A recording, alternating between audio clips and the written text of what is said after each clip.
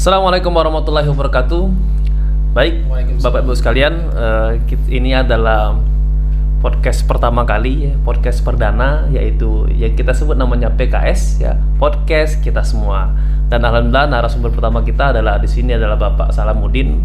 Beliau adalah pengurus DPD PKS Ogan Ilir, yaitu terutama di bidang kaderisasi. Dan insya Allah teman-teman sekalian terus pantengin terus, jangan lupa ya like, comment, dan subscribe, karena di podcast ini insya Allah akan menjadi sarana, yaitu media informasi, media edukasi, media motivasi. Baik, sekarang kita langsung perkenalan singkat ya sama pembicara kita, narasumber perdana kita, yaitu Bapak Salamuddin. Ya, Bapak Salamuddin, apa kabarnya Pak? Alhamdulillah baik. Baik Pak ya. Pak Hardi. Sekarang kesibukannya apa nih Pak? Sekarang ini kesibukannya ya hari-hari sebagai pengurus di DPD PKS Ogan Ilir, Provinsi Sumatera Selatan. Baik, jadi tema yang akan kita bawa di perdana ini adalah hakikat keberuntungan ya Pak ya? Iya Pak Hardi. Jadi mungkin karena waktunya singkat ya, mudah-mudahan tetap esensi dari konten hari ini bermanfaat untuk Bapak Ibu sekalian. Ya. Baik, selain juga pengurus ya, Pak Salamuddin ini sebagai guru ya, minimal bukan masalah berbicara masalah minimal ya, insya Allah guru kehidupan ya, walaupun dia juga ngajar di kelas, insya Allah guru kehidupan ya. Jadi kontribusi untuk semuanya. Kontribusi untuk semuanya. Khairun nas anfa'uhum linnas ya. Baik Bapak Salamuddin, kalau kita berbicara masalah keberuntungan, kira-kira apa nih keberuntungan secara umum itu kan? Ya. Ya, sebenarnya semua kita ini punya potensi untuk beruntung. Dan setiap waktu yang kita lalui dalam kehidupan ini, kenyataannya kita ini berhadapan dengan yang namanya persaingan-persaingan. Yeah. Dan setiap orang bersaing itu, ya, dia nanti ada yang kemudian yang berhasil untuk mencapai cita-cita atau tujuannya, ya, dan ada juga yang mungkin tidak berhasil. Tidak berhasil. Ya. Belum berhasil mungkin. Berhasil. Jadi secara umum sebenarnya keberuntungan itu adalah ketika seseorang itu ketika dia punya keinginan dan punya cita-cita, kemudian dia bisa meraih apa yang diinginkan. Ya. Mungkin contoh kasusnya seperti apa misalnya? Ya, contohnya misalnya orang bersaing untuk berprestasi dalam belajar. Ya. Orang bersaing untuk mendapatkan suatu pekerjaan. Orang bersaing dalam dunia bisnis. Ya. Orang bersaing untuk mencari pasangan hidup misalnya ya. Itu juga adalah sebuah persaingan, dan tentu setiap persaingan itu tadi dia ada yang kemudian berhasil ya dengan cita-cita yang diinginkannya, dan ada juga yang mungkin belum berhasil dalam cita-citakannya. Itu contoh-contoh hakikat keberuntungan yang kita lihat secara zahiriah. Secara tampak ya. Jadi terkadang orang mengatakan bahwa ya tadi ya, kalau seperti contoh dia punya cita-cita ingin mungkin ranking di kelas, dia itu disebut juga kategori beruntung gitu kan. Orang kemudian mencapai ingin aku pengen penghasilan seperti ini, atau kalau di karir dunia kerja misalnya aku pengen mencapai level jabatannya ya minimal mungkin sekda dan sebagainya. Terkadang orang mengatakan itu beruntung ya. Secara umum dunia ya. Ketika orang lihat itu dia apa yang diinginkannya, apa yang dicita-citakannya itu kemudian dia tercapai, dan disitulah mungkin mengatakan dia sukses. Dia berhasil. Nah, itu yang kita lihat secara umum di masyarakat. Ya. Baik, kalau seandainya mungkin kita kaji lebih dalam ya, terkadang mungkin ya Pak Salam ada miss terkait masalah pemahaman ini. Ada juga yang mengatakan ketika dia dapat musibah, dia bersabar, dia termasuk orang beruntung. Ya, ketika mungkin dia diuji dan dia kemudian bisa melewati ujian itu, dia sakit, sabar, dan dia sehat, katanya termasuk kategori beruntung. Mungkin lebih dalamnya pertanyaannya gini Pak Salam ya, apa beruntung dalam Islam itu seperti apa? Nah, itu dia Pak Hardi. Ya. Jadi esensinya. Jadi kalau keberuntungan itu ya hanya diartikan ketika orang itu berhasil mencapai yang cita-citakannya, dan orang yang kemudian yang tidak berhasil mendapatkan apa yang dicitakannya, dia tidak beruntung ya. Berarti keberuntungan itu bisa dikatakan tidak milik semua orang. Iya.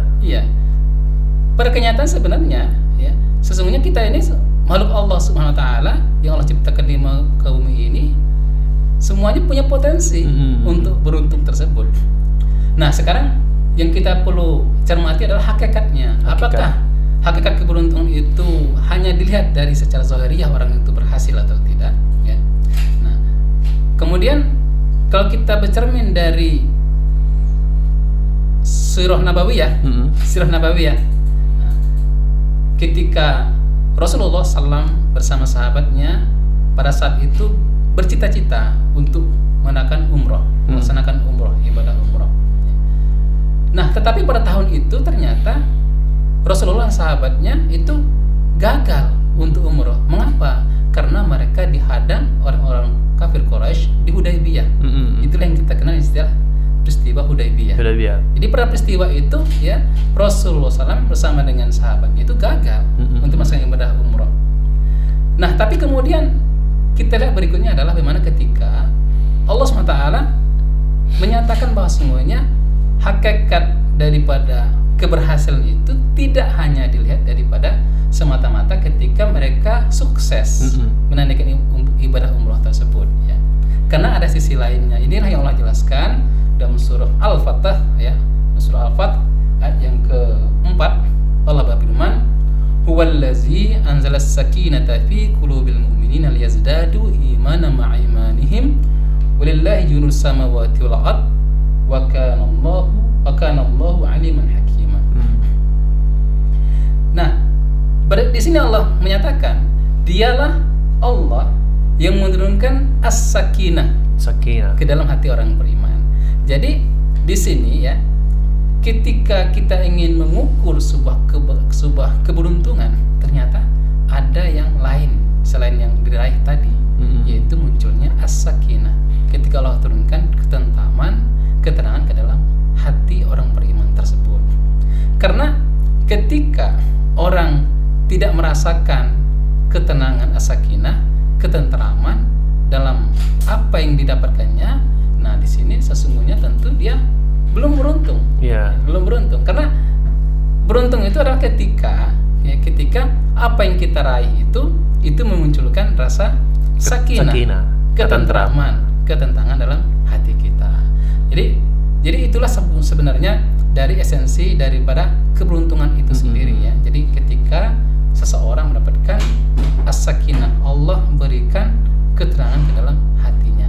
Dan ini tentu diraih bukan hanya orang-orang yang kemudian mereka yang berhasil mendapatkan cita-citanya, tidak, ya. Bukan yang banyak uang, bukan yang punya jabatan, iya. Contohnya tadi kan Rasul tuh gagal tuh melaksanakan umroh. Tapi ketika mereka tuh Allah turunkan as-sakinah dalam hati mereka, hakikatnya itu beruntung. Mereka beruntung karena mereka mendapatkan ketentraman, ketenangan dalam hatinya. Ibaratnya seperti ini, Pak Ardi. Ada orang bercita-cita ingin beli mobil, misalnya beli mobil. Nah, ketika dia bercita ingin beli mobil, kemudian dia dapat, misalnya dapat dia mobil merek Ayla, misalnya. Kemudian dia nggak puas, kemudian dia berusaha lagi ingin beli mobil lagi. Kemudian dia beli nekat menjadi mobil Avanza misalnya. Kemudian nggak puas, dia beli lagi mobil. Nah, misalnya beli lagi mobil, ganti mobil lagi maksudnya, mobil Innova misalnya. Kemudian nggak puas lagi dia terus ganti mobil Pajero, terus meningkat lagi mobil Alphard. Nah, artinya apa di sini? Dia mungkin mendapatkan apa yang diinginkannya, tapi dia belum merasakan kepuasan di situ. Belum merasakan kepuasan. Nah, jadi sesungguhnya ukuran nanti orang itu beruntung itu adalah ketika apa yang diraihnya itu dia merasa puas, tentram. Hatinya itu menjadi as-sakinah. Dan apapun yang terjadi tetap bahagia. Ya. Jadi orang itu ketika dia berhasil meraih apa yang diinginkannya, dia bersyukur. Ketika dia belum berhasil untuk meraih apa yang diinginkannya, dia bersabar. Itulah sebenarnya nanti kita akan memperoleh namanya as-sakinah. Karena kita menyadari posisi kita, bahwa kita ini hamba. Jadi bukan penentu.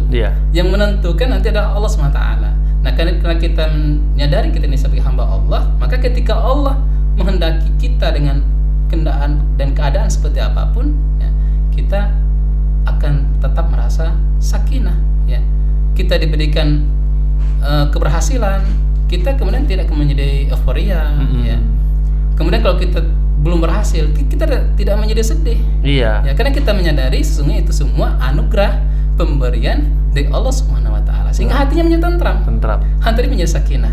Nah, jadi kuncinya itu adalah ketika orang itu mendapatkan as-sakinah, maka itulah sebenarnya keberuntungan. Nah, bro, sis ya, ternyata kalau kita berbicara masalah keberuntungan itu tidak bisa hanya dilihat ya dia banyak uang ya. Dia lalu kemudian punya jabatan ya. Tapi ini Pak Salam, ini menarik nih. Jadi ini juga memberikan edukasi untuk kita semuanya. Terkadang orang itu secara umum mengatakan iri sama keberhasilan orang lain. Padahal belum tentu orang yang uangnya banyak ya, punya jabatan, ya semuanya serba ada, mereka bahagia. Ya, justru bahkan sebaliknya. Nah, sekarang gimana sih Pak Salam ya?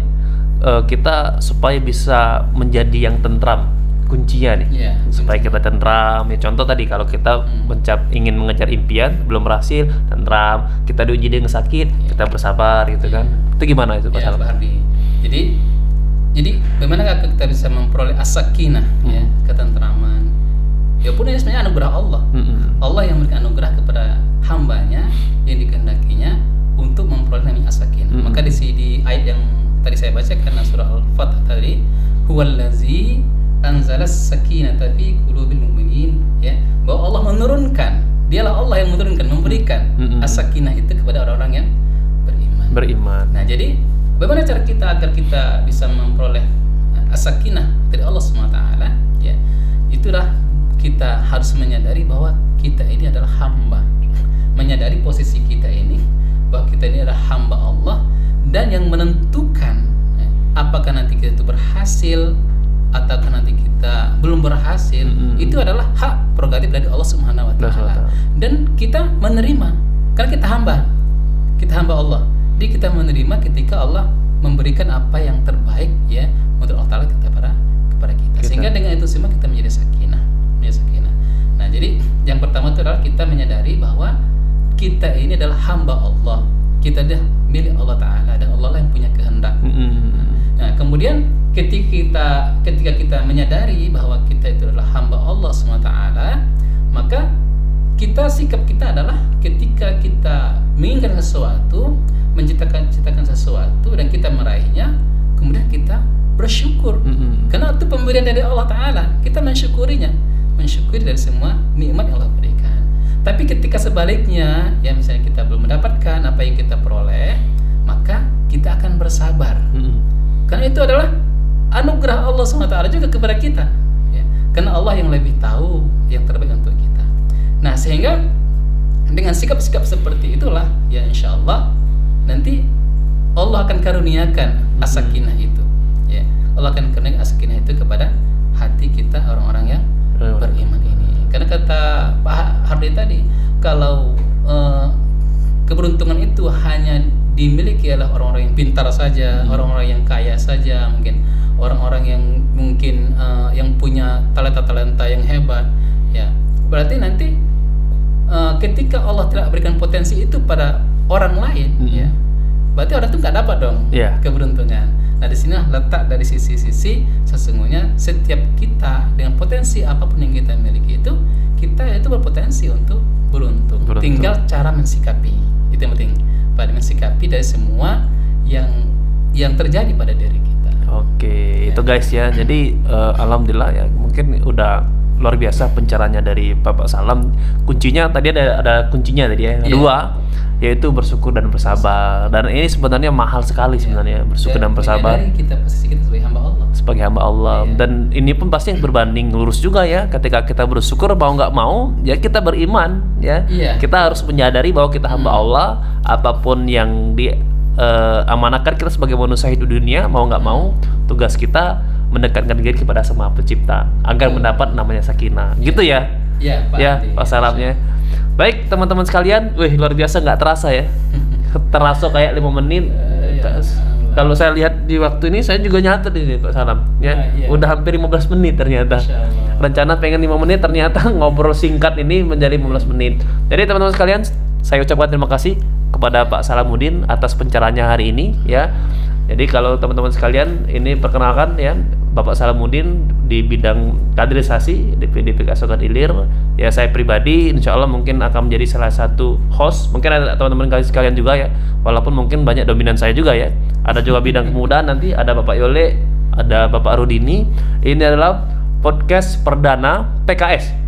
Podcast kita semua. Sekali lagi, mudah-mudahan bermanfaat untuk Bapak Ibu sekalian. Amin. Ya, kiranya bermanfaat. Silakan like, ya, komen kalau ada masukan-masukan, lalu kemudian subscribe, ya, dan pastinya silakan disebarkan untuk kebanyak-banyak orang, ya. Karena kenapa? Insya Allah kontennya positif. Selagi ini positif, kalau kita menyebarkan hal-hal yang positif, insya Allah akan menjadi amal jariah, investasi akhirat bersama. Sekali lagi Pak Salam, ya, kita akan rutin mungkin. Insyaallah, siap. Apalagi di bidang kaderisasi, ya. Siap. Ya. Baik, demikian podcast perdana hari ini. Semoga bermanfaat. Assalamualaikum warahmatullahi wabarakatuh. Waalaikumsalam.